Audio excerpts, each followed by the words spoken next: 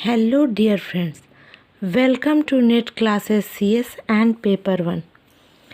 Dear friends, आपको हम लोगों ने NET classes CS and paper 1 पर और गेट क्लासेस CSE पर कंप्यूटर साइंस कंपाइलर डिज़ाइन और आर्टिफिशियल इंटेलिजेंस का हम लेक्चर्स ले रहे हैं। मैं ज्योति कुमारी और मृणालिनी मैम, हम दोनों मिलकर आपको NTA UGC net computer science का कंप्लीट सिलेबस और पेपर 1 जो सारे सब्जेक्ट के लिए कॉमन है वो कंप्लीट करा रहे हैं। डियर फ्रेंड्स, मैंने आर्टिफिशियल इंटेलिजेंस में आपको what is artificial intelligence, what is Turing test, what is state space representation, what are searches, heuristic search, inform search, uninform search, best first search, DFS, ETC, बहुत सारे searches मैंने आपको पढ़ा दिया। Hill climbing पढ़ाया और अब जाकर मुझे पढ़ाना है गेम प्लेइंग। गेम प्लेइंग का टॉपिक बहुत इम्पॉर्टेंट है और बहुत इंटरेस्टिंग भी है। तो डियर फ्रेंड्स, मैं थोड़ा गेम प्लेइंग की हिस्ट्री आप लोगों से डिस्कस करना चाहती हूँ कि गेम प्लेइंग सबसे पहले चार्ल्स बेबेज, जो एक कंप्यूटर आर्किटेक्ट भी थे, एनालिटिकल इंजन पर उन्होंने अपने प्रोग्रामिंग किया कि चेस गेम को हम कैसे खेल सकते हैं। उसके बाद उन्होंने टिक टैक टो के लिए भी किया कि हम टिक टैक टो कैसे कर सकते हैं। फिर 1950s में क्लॉड सेनन ने उन्होंने चेस गेम के लिए प्रोग्रामिंग किया। उसके बाद एलन ट्यूरिंग ने चेस के लिए किया 1953 में। तो यहाँ पर ये लोग इन्होंने किया, लेकिन जो आर्थर सैमुअल थे उन्होंने succeed in building the first significant operational game playing program. तो इन्होंने 1963 में सबसे पहले जो होता है कि significant operational game playing program बनाने में ये सफल हुए। इसमें एक स्ट्रक्चर टास्क था, सर्चिंग एंड सॉर्टिंग था और सक्सेसफुली ये गेम प्लेइंग का प्रोग्राम उन्होंने बनाया। तो उन्होंने चेस गेम के लिए, मान लीजिए कि जैसे सबसे पहले चेस और टिक टैक टो के लिए ही सब ने प्रोग्रामिंग किया और उसको इम्प्लीमेंट करने की कोशिश की।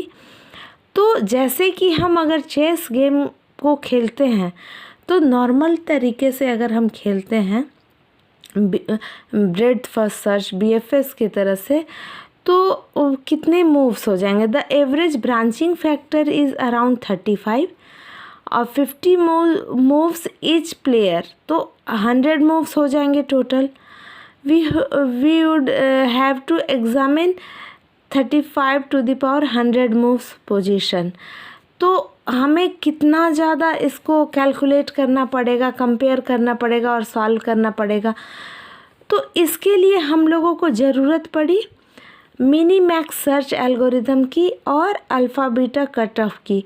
और हमने बहुत सारे सर्च एल्गोरिदम इसीलिए इम्प्लीमेंट किए जिससे कि आप देख सकते हैं कि बहुत कम हो जाएगा ये सर्चिंग सॉर्टिंग का जो भी प्रेशर है वो कम हो जाएगा। जैसे मिनी मैक्स सर्च एल्गोरिदम में हम क्या करते हैं, डेप्थ फर्स्ट सर्च को यूज़ करते हैं, डेप्थ फर्स्ट लिमिटेड सर्च को यूज़ करते हैं। और अल्फ़ा बीटा कट ऑफ में DFS का ही है, ब्रांच एंड बाउंड। मैं ये सारा आपको टेक्निक पढ़ा चुकी हूँ, इसीलिए मैंने पहले पढ़ा दिया था ताकि यहाँ पर आपको अच्छे से समझ में आए। तो हमें ऐसा करना था जिसमें कि प्लॉजिबल मूव्स जनरेटर, हम जब बनाना स्टार्ट किए, जब प्रोग्राम बनाया गया गेम प्लेइंग के लिए, तो जनरेट एंड टेस्ट, ये मैंने आपको सबसे पहले बताया था। Generate and test, inform search uninform search पढ़ाने के पहले मैंने बताया था जनरेट क्या होता है, टेस्ट क्या होता है। Generate good moves and test best path. तो हम टेस्ट करते हैं, जनरेट करते हैं पहले सॉल्यूशन और उसके बाद उसको टेस्ट करते हैं और बेस्ट पाथ जो है उसको हम लेते हैं। तो इसमें सबसे पहला क्या काम था कि आपको प्लॉजिबल मूव जनरेटर, यानी कि स्मॉल नंबर ऑफ प्रोमाइजिंग मूव्स, जो भी स्मॉल नंबर हो। प्रोमाइजिंग वर्ड को भी मैंने बहुत अच्छे से एक्सप्लेन किया प्रीवियस, मैंने बेस्ट फर्स्ट सर्च जब पढ़ाया था तो उसमें प्रोमाइजिंग यानी कि जो सबसे सटीक हो, और वो बड़ा भी हो सकता है, छोटा भी हो सकता है, लेकिन वो सबसे सटीक होता है। और उसके बाद है फिर ये स्टैटिक इवैल्यूएशन फंक्शन, वो इस्तेमाल किया जाता है जिसमें कि आपको मूव्स को आप सही डायरेक्शन में ले जा सकते हैं कि आपको कौन से मूव कब यूज़ करने हैं। तो जैसा कि मैंने मिनी मैक्स एल्गोरिथम बताया, तो मिनी मैक्स एल्गोरिथम में क्या है कि आपको यहाँ पर मान लीजिए किसी नोड पे उसका वैल्यू दिया हुआ है और यहाँ मैक्स अगर है तो आपको इसमें से मैक्सिमम को चूज़ करना है। यानी कि ये मान लीजिए मैक्स है कंप्यूटर का जो टर्न है और मिनी है वो ह्यूमन बीइंग का है।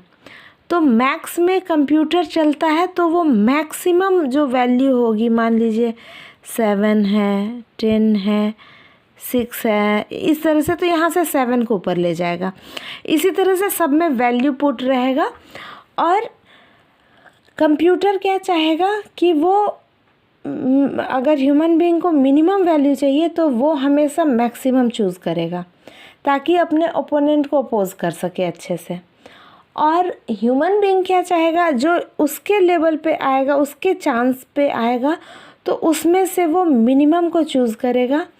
और फिर कंप्यूटर की बारी आएगी तो फिर कंप्यूटर इनमें से जो मैक्स होगा उसको चूज़ करेगा, और जो फिर ह्यूमन बीइंग की बारी आएगी तो फिर वो मिनिमम को, मीन्स कि एक दूसरे को अपोज करने की कोशिश करनी है।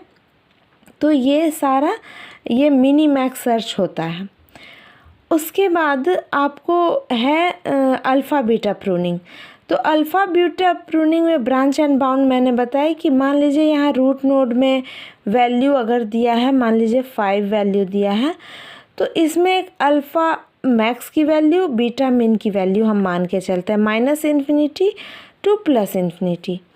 तो अगर अल्फ़ा इज़ ग्रेटर देन और इक्वल टू बीटा है तो अप्लाई प्रूनिंग, तो हम उसको प्रूनिंग अप्लाई करते हैं। मान लीजिए यहाँ मिनी है तो मिनिमम बीटा की वैल्यू है, तो यहाँ 5 है, तो हम जब नीचे आएंगे रूट नोड में तो हम इसको चेक करेंगे कि इसकी वैल्यू क्या है, और जहाँ अल्फ़ा की वैल्यू बीटा से ज़्यादा है तो वहाँ पे हम उसको प्रून कर देते हैं और उसके बाद अगले ब्रांच पे जाते हैं। और इसमें हमेशा DFS यूज होता है, डेप्थ फर्स्ट सर्च मैंने बताया, ब्रांच एंड बाउंड यूज़ होता है। तो क्या होगा कि हम जब आगे बढ़ते जाएंगे और मोस्ट प्रोमाइजिंग मूव्स हमें मिलते जाएंगे तो हम जो अदर जो ब्रांच है उसको हम ट्रावर्स नहीं करेंगे। और ये जो प्रॉब्लम था 30⁻100 मूव्स वाला, तो ये चीज़ हमें नहीं करना पड़ेगा और हम ब्रांच एंड बाउंड करके और मिनिमम स्टेट को कंपेयर करके और अपने सॉल्यूशन तक पहुंच जाएंगे। तो ये था आपको गेम प्लेइंग में अल्फ़ा बीटा प्रूनिंग और मिनी मैक्स टेक्निक के बारे में। और फ्रेंड्स, मैं रोज़ बोलती हूँ कि मैं प्रीवियस ईयर क्वेश्चंस लाऊंगी। मुझे सेटिस्फेक्शन नहीं होता है कि मैं सारा टॉपिक अभी तक पढ़ा ही नहीं हूँ तो मैं कैसे क्वेश्चन लाऊं, पर मैं डेफिनेटली बहुत जल्दी लाऊंगी। और जब सारे क्वेश्चंस आएंगे तो आपको बहुत अच्छे से समझ में आएगा। तो मुझे लगता है कि आज का लेक्चर भी आपके लिए बहुत बेनिफिशियल रहा होगा। आपको बहुत सारे नए टर्म भी सुनने को मिले होंगे और जिस पर आपने कभी गौर नहीं किया, या फिर कुछ ना कुछ आपको सीखने को मिला होगा।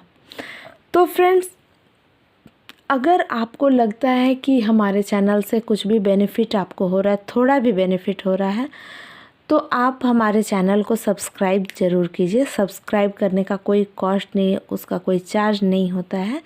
बस उससे क्या होगा कि उसके बेल आइकन को आप दबा देंगे तो आपको नोटिफिकेशन मिल जाएगा जैसे यहाँ कोई लेक्चर डाला जाएगा।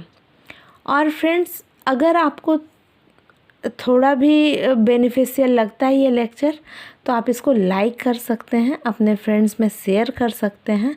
और आपको जो भी इसमें इम्प्रूवमेंट चाहिए या कोई सजेशन या कोई ज़रूरत या कोई हेल्प चाहिए तो आप कमेंट बॉक्स में हमें कमेंट करके बता सकते हैं। और अगर आप पूरा कंप्लीट कोर्स करना चाहते हैं तो आप एनरोल कर सकते हैं हमारे पेड कोर्स में, आप कांटेक्ट कर सकते हैं। और इसका डिस्क्रिप्शन बॉक्स में मैं लिंक दे दूंगी इसके वीडियो का जिसमें मैंने डिटेल में एक्सप्लेन किया है कि पेड कोर्स में क्या रहेगा और क्यों, ये दोनों बात। और आपको अगर एग्ज़ाम कैसे क्वालिफाई करना है सर्च पढ़ते पढ़ते सर्च आ गया दिमाग में, तो उसकी स्ट्रैटेजी कैसे हमें एग्ज़ाम में, असल में वो भी एक सर्च ही है, तो वो हमें देखना है कि कैसे। तो आपको उसका भी लिंक मैं डिस्क्रिप्शन बॉक्स में दे दूँगी, तो आप वहाँ से जाके उसको चेक कर सकते हैं। तब तक के लिए पढ़ते रहिए, बढ़ते रहिए। Thank you friends, thank you.